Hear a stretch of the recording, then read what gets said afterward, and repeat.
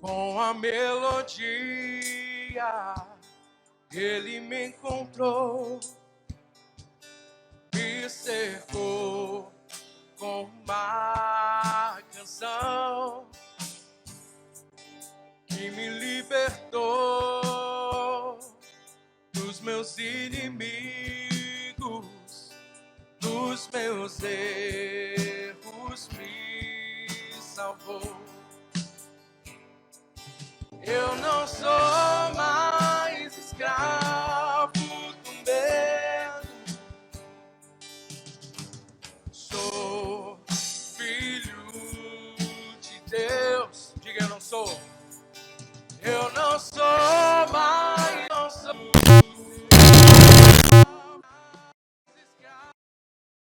escravo do medo, sou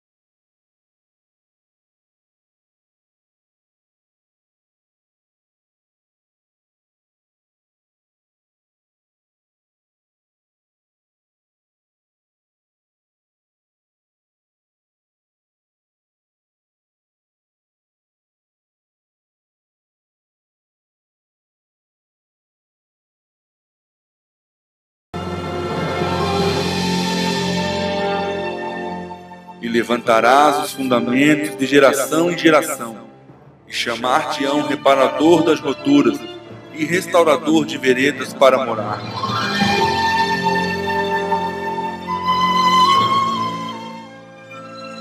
Programa Restaurando Veredas.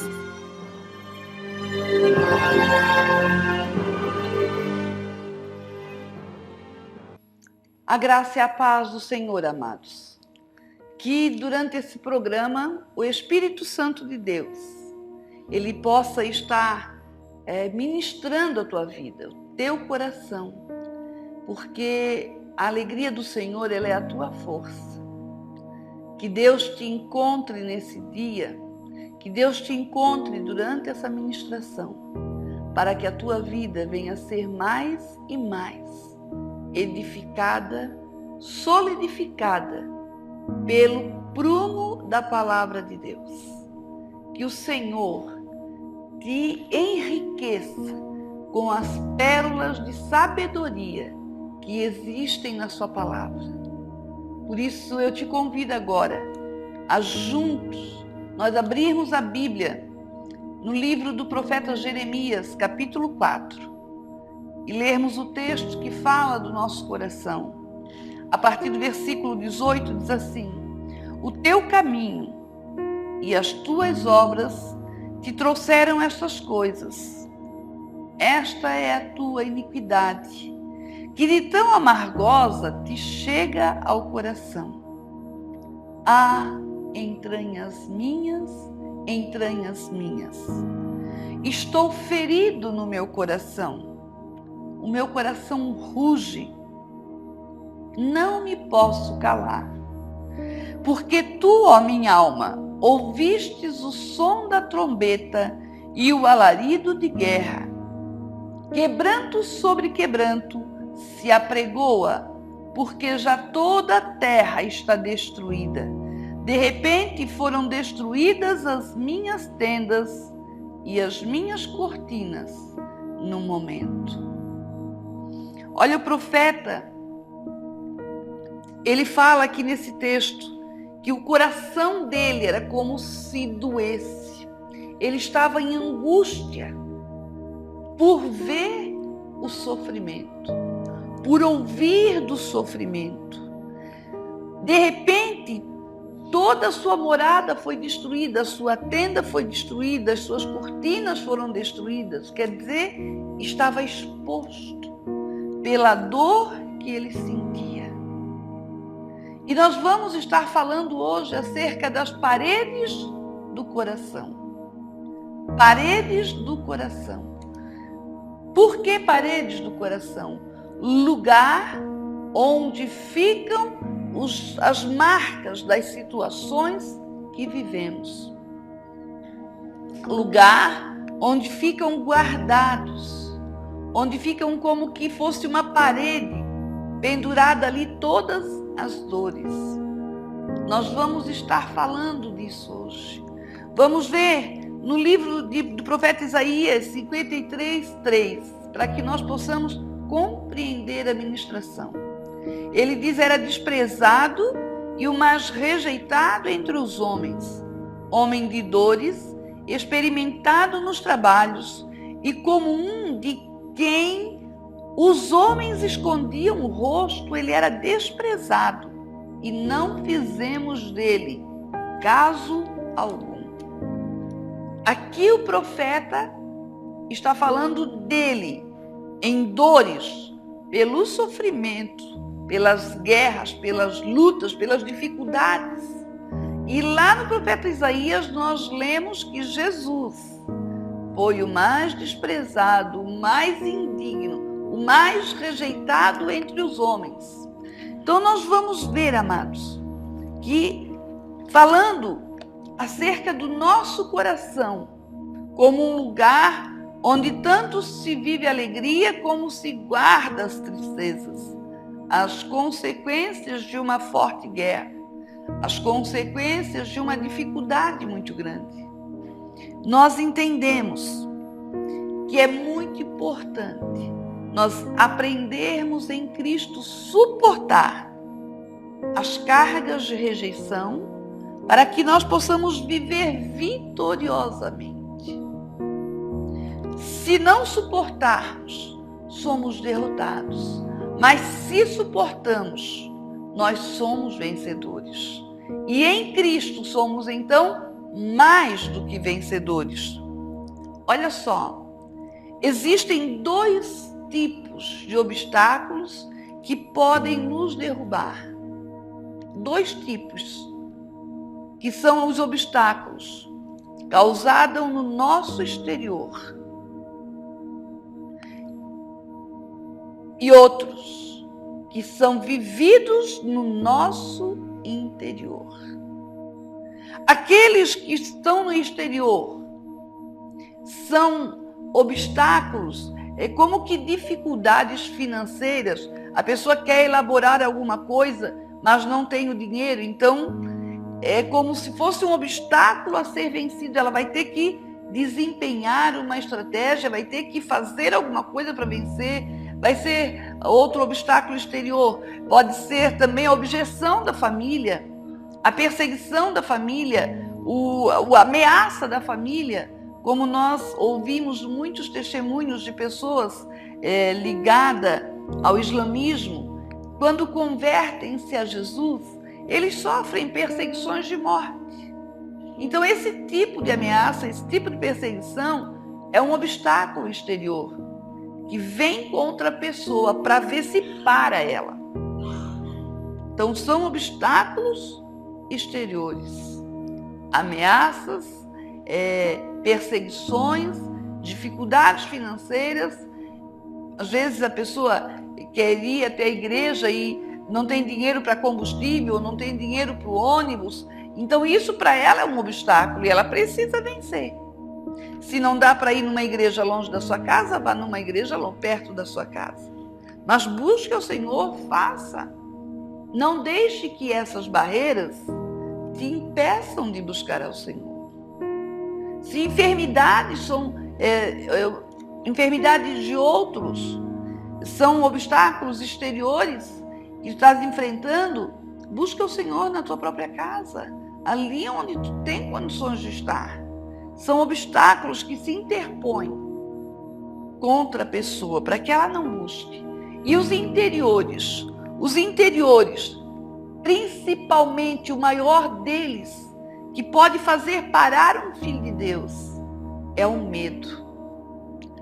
O medo, amados, ele leva à incredulidade. O medo e a incredulidade juntos é como a pessoa, ao invés de ter fé em Deus, ela tem fé no inimigo. Ela se deixa intimidar. Ela bloqueia a sua ação, porque ela não confia que o Senhor vai estar com ela para livrá-la. Então o medo é um dos maiores obstáculos interiores. Medo, escuta bem isso, amados. Medo é fé no inimigo. Então essas coisas são usadas, baseadas naquelas feridas que estão aonde? No coração. Há paredes do meu coração. É o que o profeta disse. Há entranhas minhas, entranhas minhas. O meu coração ruge dentro de mim. Ele estava como que apavorado. Apavorado. Por causa do quê?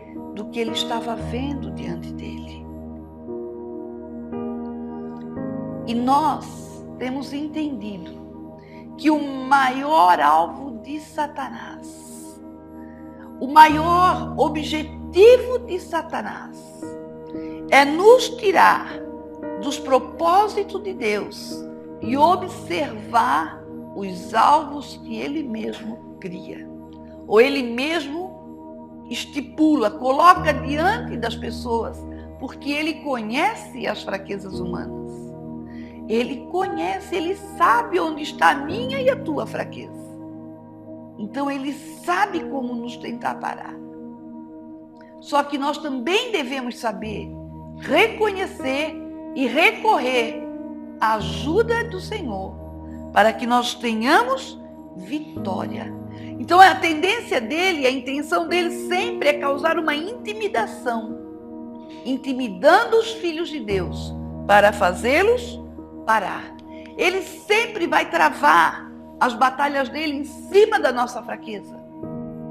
Sempre. Ele vai elaborar planos que venham de encontro às nossas fraquezas, das nossas necessidades. Então vamos ver algumas das necessidades humanas. Algumas das necessidades que podem estar sendo usadas contra a tua vida, para que te parem. Reconhecendo essa necessidade, tu vais poder fazer o quê? Resistir a ele. Olha, porque está escrito lá em Tiago 4: sujeitai-vos, pois, a Deus, resisti ao diabo, e ele fugirá de vós. Sujeitai-vos a Deus, resistir. É um ato contínuo, não é uma vezinha. É resistir e continuar resistindo a ele. Ele vem contra ti, ele vem contra mim, mas resiste, porque tu não depende tão somente de ti, porque nós somos fracos nas nossas limitações, mas o que habita em nós é forte e poderoso para nos fazer andar e vencer aquilo que nós nem temos noção. Então, amados, algumas das necessidades humanas, necessidade que o homem tem, uma das necessidades do homem, quando eu falo homem, é o ser humano em geral, é ser respeitado. Como o homem precisa disso para se sentir alguém. São necessidades humanas, necessidades que o homem busca em outros. E quando ele não se vê sendo respeitado, ele já começa a se sentir como um zero à esquerda. Outra coisa, ele tem necessidade de ser amado. Se estiverem 100 pessoas em um lugar, 98 disserem que o amam, mas 2 disserem que não gostam dele. Com certeza, aquelas 2 vão vencer, porque o que vai ficar gravado com muito mais força são as 2 que não gostam dele. E isso para fazer uma avaliação bem simples, porque não é verdade, num grau de 100%, nunca conseguimos alcançar 98%. É difícil, nós não conseguimos agradar a todos. Sempre vão ter pessoas que não gostam de nós. Então, como é que vamos fazer para vencer essas necessidades? Que são necessidades humanas. E que por mais crente que a pessoa seja, ela tem essas necessidades. Outra necessidade, ser aceito. A aceitação. Quanto o ser humano precisa se sentir aceito. O contrário de aceitação é rejeição.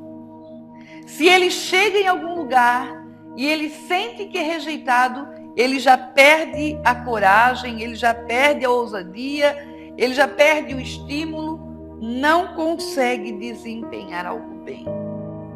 Porque a necessidade de ser aceito. Isto é muito importante para o ser humano. Outra necessidade, o calor humano. Ter amigos, companheiros que estejam juntos. Dificilmente consegue viver sozinho, né? Tem necessidade que outros estejam abraçando, beijando. São necessidades humanas que a pessoa tem. Mas então como é que ela faz para vencer isso quando ela não tem isso? Quando ela é carente disso. Nós precisamos levar tudo isso para a cruz. E dependendo de Jesus, dependendo do Senhor, para que essas necessidades sejam supridas. E aí então nós vamos começar a entender que se nem todos nos respeitarem, mas alguns nos respeitarão. Como desejaremos que todos nos respeitem, se nem todos respeitam a si mesmos? E nós precisamos compreender isso. Como vamos necessitar ser amado de todos quando nem todos amam-se a si próprios? Como vamos querer que outros ou todos nos aceitem quando muitos não aceitam nem a si mesmos? Como vamos querer o calor humano através do afeto, do abraço, do aperto de mão, quando muitos não suportam que ninguém toque neles?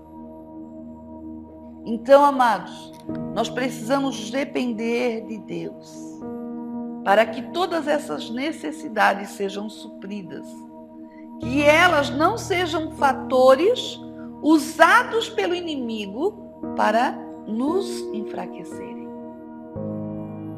Então, amados, nós conseguiremos termos supridos em nós essas necessidades. Por quê? Porque então o inimigo não conseguirá usar isso para te enfraquecer. Porque o mundo tem muitas exigências. O mundo cria padrões que dificilmente conseguimos enquadrar. E são outros fatores usados também para nos sentirmos feridos e machucados. Algumas das exigências do mundo, uma delas é o status. A pessoa tem que fazer parte de uma cúpula, tem que fazer parte de um certo nível. Senão, ela não tendo status, ela não tem importância. É assim para Deus? Responda para ti mesmo. É assim para Deus? Quando a Bíblia diz que não foram nem muitos os sábios, nem muitos os nobres que Deus escolheu, mas Ele escolheu as coisas loucas deste mundo para confundir as sábias. Será que como filho de Deus tu consegue te enquadrar nesta porção da palavra? Ou tu tens que estar como o mundo exige, para que tu possas te sentir amado por Deus? Olha a inversão de valores aí.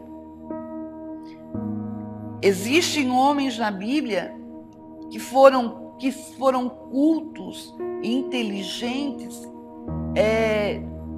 donos de alguma riqueza, sim, existem. Mas não é uma exigência de Deus. Ele vai nos dar. Ele tem para nos dar. Mas não é uma exigência de Deus que alguém faça parte de um certo nível social para que seja aceito por Deus. Não é verdadeiro isso. Outra coisa, o mundo exige que a pessoa tenha uma personalidade extrovertida. Amado, já pensou onde é que ficariam os melancólicos? Onde ficariam os melancólicos que o temperamento deles já faz com que eles sejam pessoas normalmente introvertidos, calados, quietos? E também o mundo exige isso, uma personalidade extrovertida, alguém sempre para cima, sempre 10, sempre brincando, sempre com algum gracejo, falante.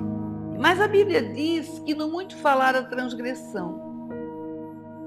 Não falta transgressão para quem muito fala. E onde nós vamos nos enquadrar? Nos padrões de Deus ou nos padrões do mundo? Nós estamos nesse mundo, pastora? Sim, sem dúvida alguma. Estamos, andamos, vivemos, mas não fazemos parte dele. Nós sabemos a promessa que tem para nós, que é uma Jerusalém celestial. Mas enquanto vivemos aqui, temos que entender qual o propósito de Deus para que não sejamos então vencidos pelo mundo.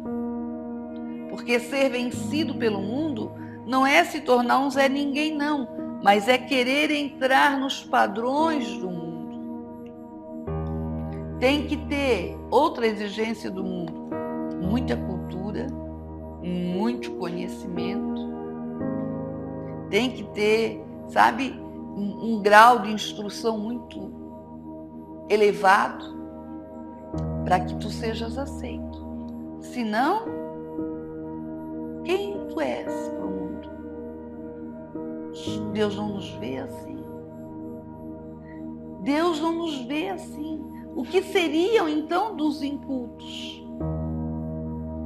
Quantas pessoas, amados, nós conhecemos mulheres que cresceram na roça, que cresceram em regiões urbanas, não tiveram oportunidade de estudar, não tiveram como estudar, fizeram no máximo os primeiros anos do primário para aprender tão somente desenhar o seu nome, lerem as coisas mais básicas. E essas mulheres são mulheres hoje sábias, mulheres que têm experiências de vida, mulheres que têm uma palavra certa, bem colocada na hora da necessidade, mulheres que transparecem com a sua vida graciosidade, enquanto se vê pessoas cultas que sabem colocar muitas palavras polidas para xingar a outros, para humilhar e pisar outros, para menosprezarem outros. Deus estará se importando com essa cultura? Não desprezamos de forma alguma o estudo. Valorizamos, incentivamos os nossos jovens a estudarem, motivamos para que eles completem uma faculdade, um ensino médio, que eles tenham objetivos, alvos, isso sem dúvida. Mas isso não pode ser um referencial para alguém ser aceito ou não. Mas o mundo exige isso. Outra coisa, que se tenha muito dinheiro. E até às vezes se ouve que os meios não justificam o fim. Não importa de que forma, importa é ter dinheiro. Não importa se for desonesto, importa é ter dinheiro. É isso que Deus nos diz? Se Deus ama a retidão e a integridade, qual padrão devemos buscar para termos paz interior, para que nos sintamos bem conosco mesmo? Outra coisa que o mundo exige, um padrão de beleza. E os que não alcançam esse padrão de beleza não conseguem se sentir aceitos. Porque o padrão de beleza do mundo é muito difícil de ser alcançado. E aí a pessoa que não entende, não trabalha isso dentro de si, não consegue se resolver. E aí, amados, quando ela não tem as suas necessidades humanas supridas, não consegue cumprir as exigências do mundo, ela entra no quê? Num círculo vicioso de dor emocional. Dor. E isso pode levá-la ao quê? a um estado de depressão, quando não ao suicídio. Por quê? Porque as paredes do seu coração estão sendo agredidas e ela não consegue vencer isso. Mas Jesus, ele não cumpriu as exigências do mundo. Ele cumpriu as leis, ele cumpriu o que era necessário, mas como homem ele foi o mais rejeitado. E no versículo 14 de Isaías 52, fala que nele nenhuma beleza víamos para que o desejássemos. Quer dizer, beleza exterior Jesus não tinha. Hoje mostram uma figura de Jesus, de um suposto Jesus, de olhos verdes, cabelo comprido, né? Bem naquilo que o mundo acha e chama de beleza. Mas a Bíblia diz que nele não víamos beleza alguma para que o desejássemos.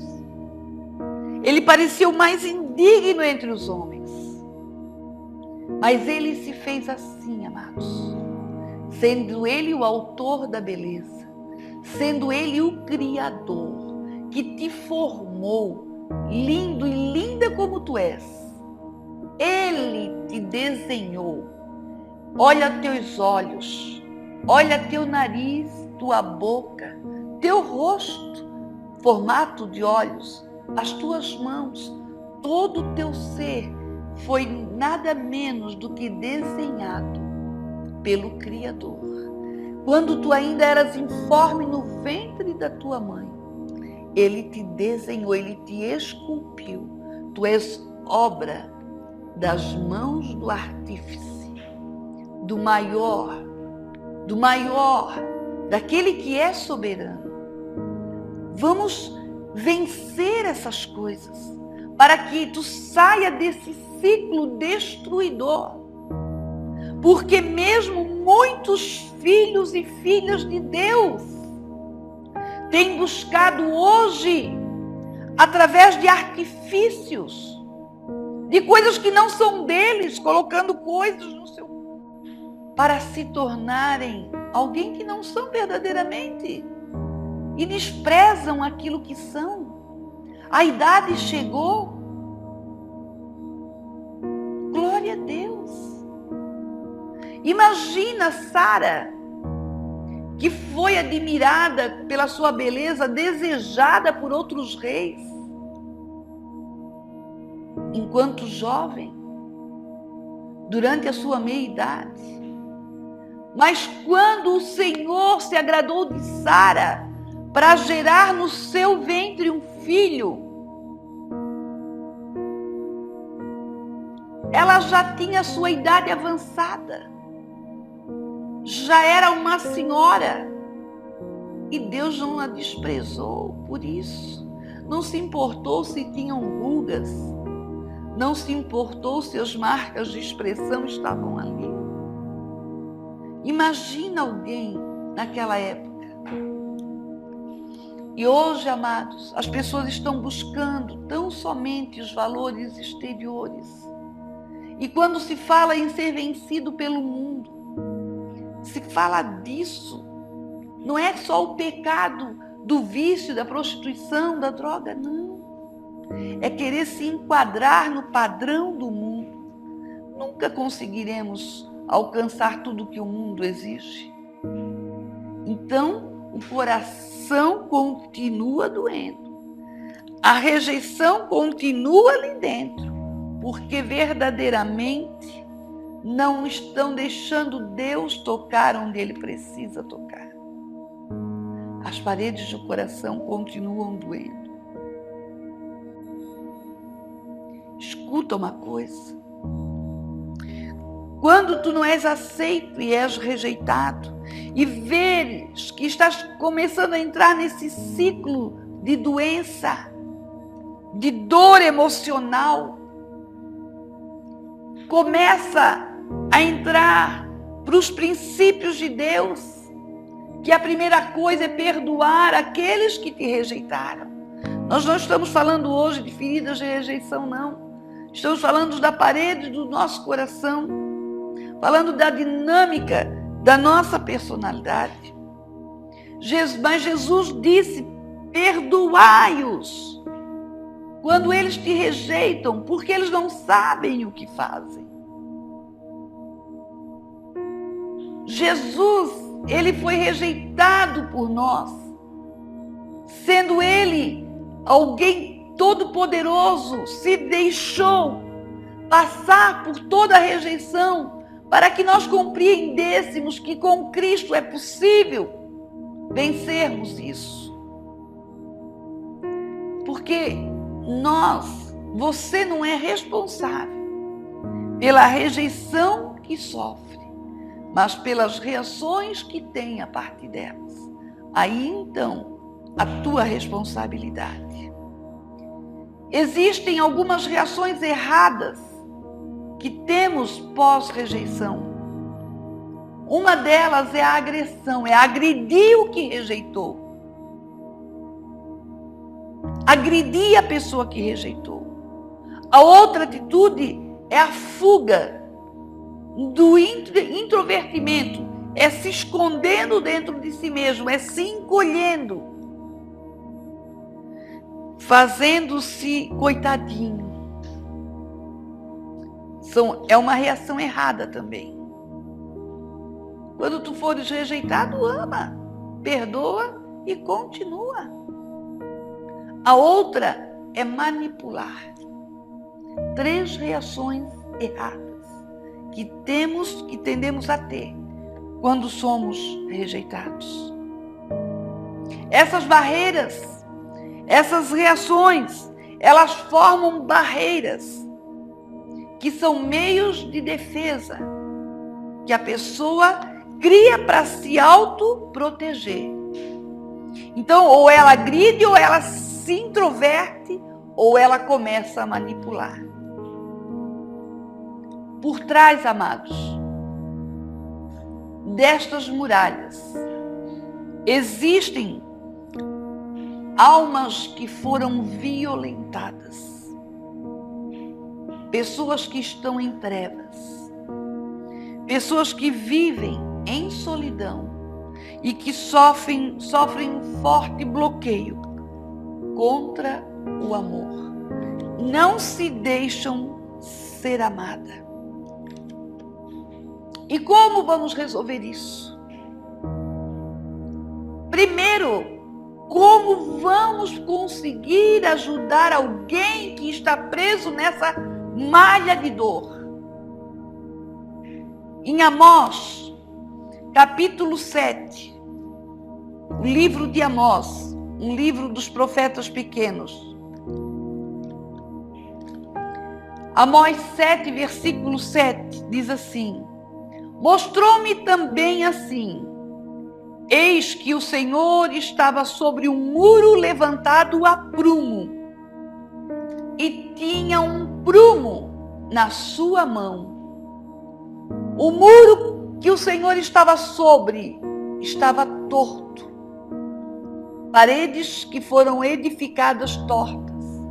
E ele tinha um prumo na sua mão. Esse prumo e essa parede, quem são? Essa parede são essas paredes do coração que formaram uma muralha, onde muitos estão escondidos atrás dela, para não serem mais atingidos.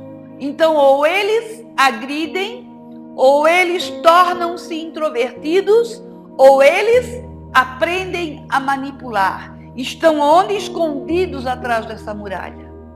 Mas o Senhor chegou sobre este muro, sobre esta muralha, e tem na sua mão um prumo.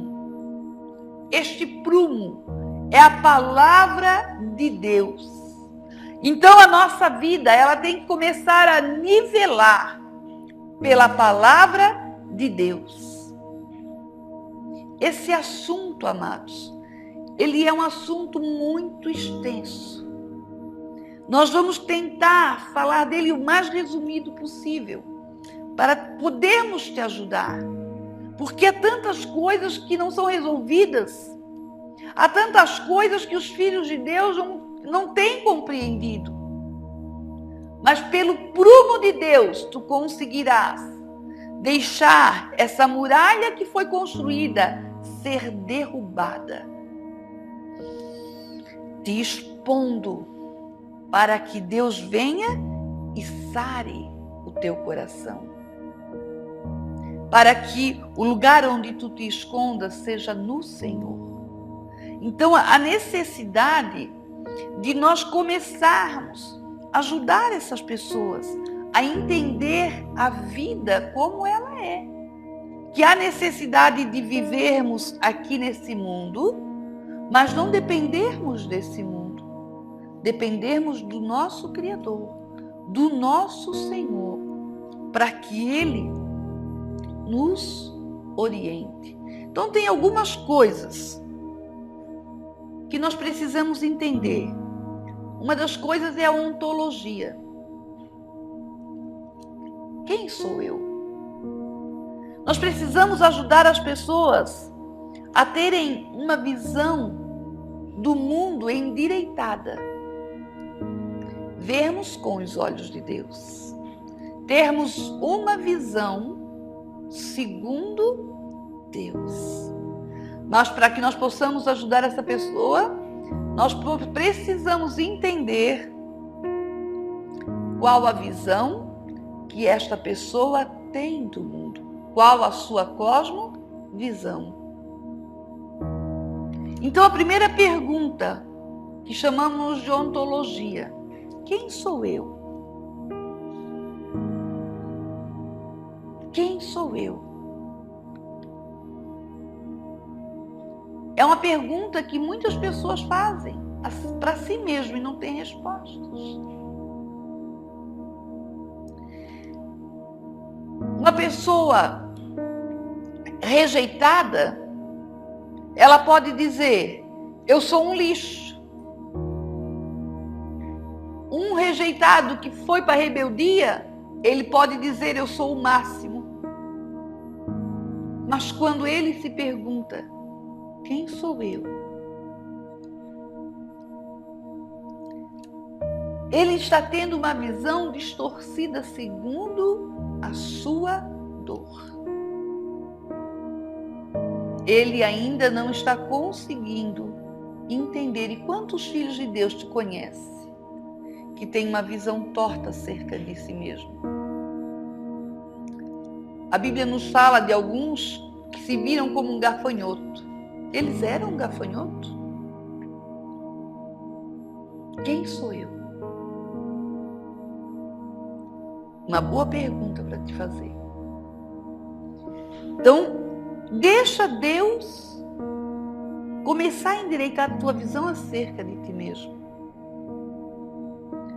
Porque várias coisas que Deus diz que nós somos, várias coisas que Deus deixou escrita para nós que somos: geração eleita, sacerdócio real, nação santa. Somos filhos amados de Deus. Somos herdeiros e co-herdeiros com Cristo. Somos vencedores e mais do que vencedores. E como ser humano, no sentido geral, somos pó. Quer dizer, temos valores, mas para esse mundo não temos. Temos valores que precisam ser conquistados dentro de nós. Então, essa pergunta, ela pode ser respondida quando tu fores sarado. Quando tu deixares Deus te sarar. Outra pergunta, chamada teleologia. Uma curiosidade de muito ser humano. De onde eu venho e para onde eu vou? Boa pergunta. de onde eu venho e para onde eu vou. O desejo de realizar algo, de se preocupar com o seu destino, muitas vezes tira a pessoa da objetividade. Ela viaja nessa questão e esquece que a vida é real e que a pessoa precisa ter um objetivo na vida. Ter um objetivo. Para resumir a resposta, Deus disse: homem, tu és pó e ao pó tornarás. Como carne, Deus nos disse isso. Mas como seres espirituais que nos tornamos a partir de Jesus, quando nascemos no Espírito, nascemos de Deus e vamos para o Senhor. Olha só, nesse mundo, nascemos do pó e vamos tornar a Ele. Olha só, nasceu aqui, veio daqui e vai voltar para aqui. Mas, como homens espirituais, viemos de Deus pelo Espírito Santo para voltarmos para Deus. Que coisa tremenda, amados! Que coisa maravilhosa! Então, nós temos que viver como quem crê nisso e termos um objetivo. Uma das coisas onde Satanás mais aprisiona pessoas é na falta de objetividade. A pessoa que vive sem saber para que ela vive. A pessoa que vive sem propósitos. Tem uma expressão que eu acho muito chula e muito ruim para os filhos de Deus, mas que se ouve, infelizmente, bastante. Quantos filhos de Deus que se perguntam: como estás? Eu vou vivendo empurrando com a barriga.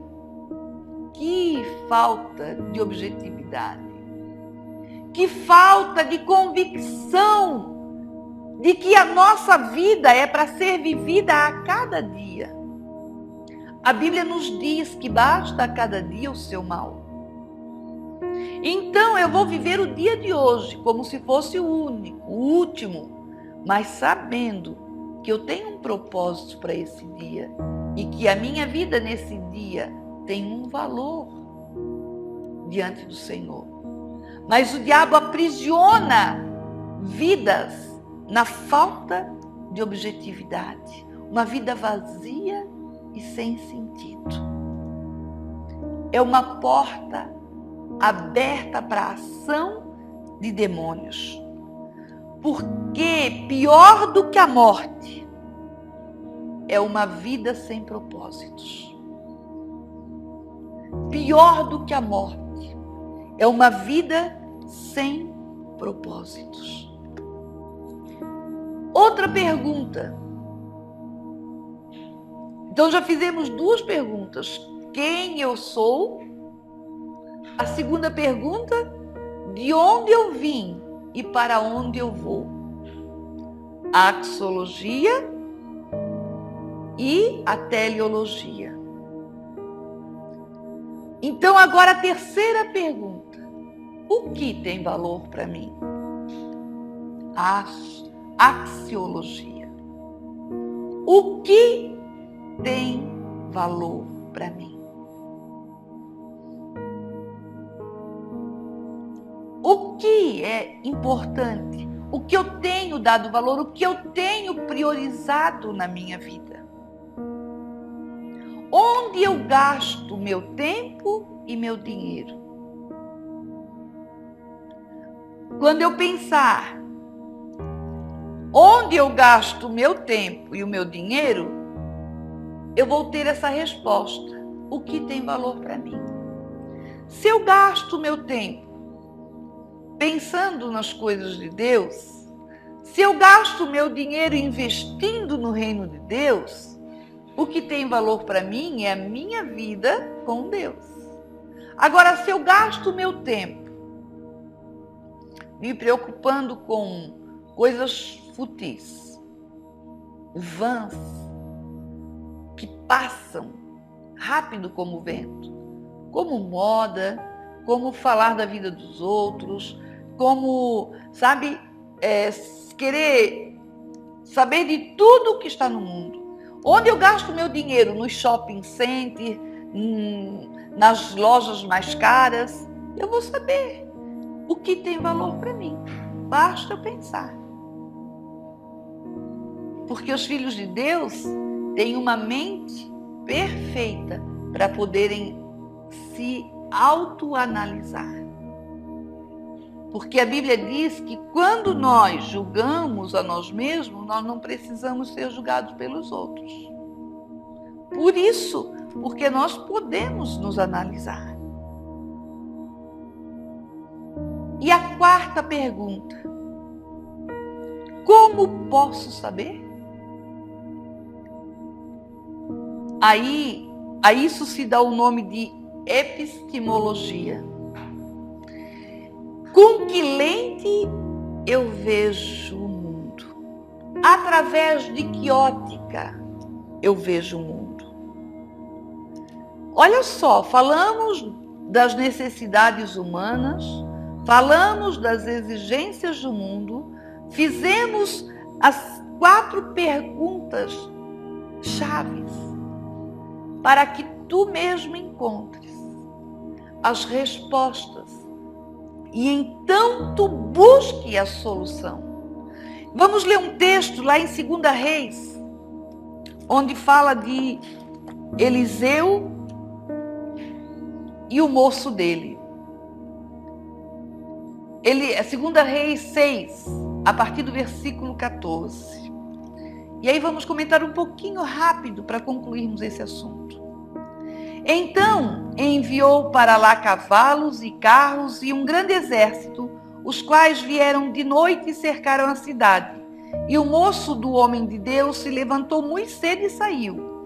E eis que um exército tinha cercado a cidade, com cavalos e carros. Então seu moço lhe disse: ai, meu senhor, que faremos? E ele disse: não temas, porque mais são os que estão conosco do que os que estão com eles. E orou Eliseu e disse: Senhor, agora peço-te que lhe abras os olhos para que veja. E o Senhor abriu os olhos do moço e viu. E eis que o monte estava cheio de cavalos e carros de fogo em redor de Eliseu. Então, olha só, com que ótica, como eu posso saber? Com que lente eu vejo o mundo? Através de que ótica? Eu vejo através da ótica de Deus ou da ótica humana? Eu vejo através da minha vida espiritual ou da minha vida carnal? A que ou em que eu tenho gasto mais tempo? Olha só, Eliseu era o profeta. O moço dele era alguém que o acompanhava em tudo o que ele fazia. Estava sempre junto com Eliseu.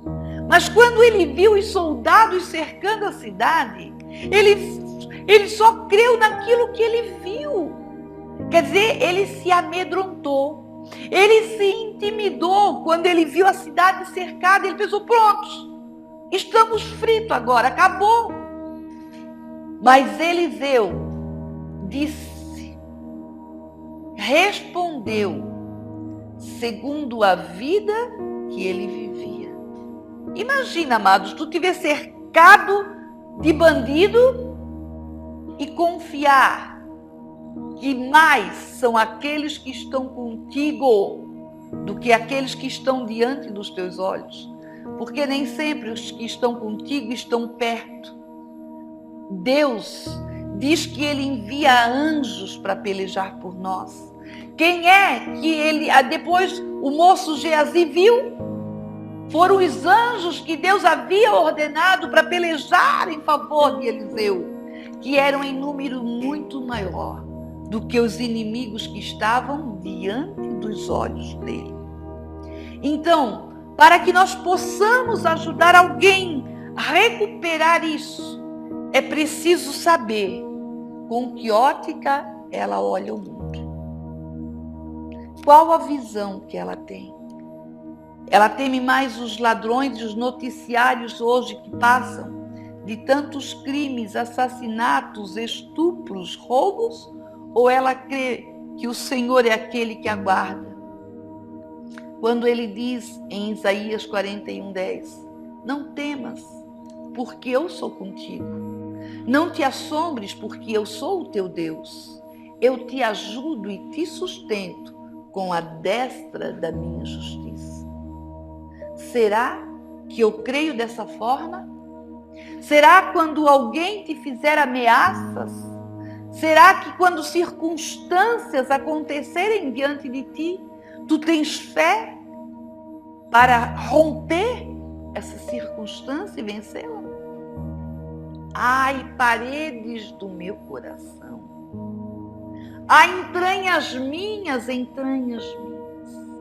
Será que eu fico na dor ou eu corro para a cruz? Será que eu sofro as calúnias, as perseguições e as ameaças ou eu escolho depender do meu Senhor e perdoar aqueles que me prejudicaram? Deus quer te curar. E tu precisas de cura. Mas começa a partir dessas perguntas, analisar a tua vida. Nós vamos estar ministrando muitas outras palavras que vão se referir a isso.